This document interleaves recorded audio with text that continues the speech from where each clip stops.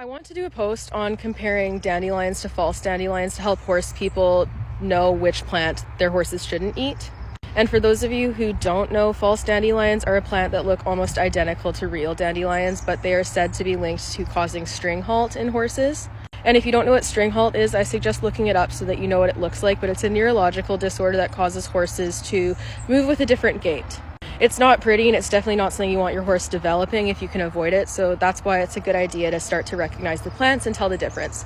Once you learn the tells, it's actually quite easy to tell them apart, but when you don't know them, they're very hard to tell apart. So the one on the left is the false dandelion, and the one on the right is the real dandelion. The easiest tell is that false dandelions will have multiple branches on the same stalk, and their stem is much thinner and it's not hollow. Whereas real dandelions grow in singular flowers and their stem is hollow and tuberous. This is just dandelion milk coming out, but the stem itself is hollow.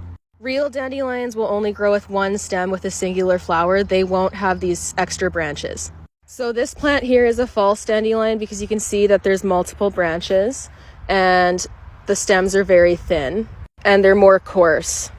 And they grow out of the ground from a patch that looks very similar to real dandelions, but their leaves are fuzzier and a slightly different shape.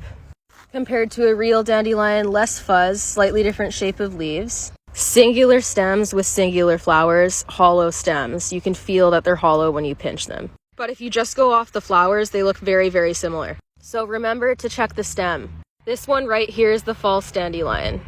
See the difference in the stems? The dandelion stem is hollow and it's more brown than green.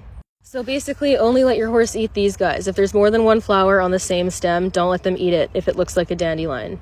Real dandelions, false dandelions. Real, false. So that's how you tell the difference between false dandelions and real dandelions to keep your horse safe.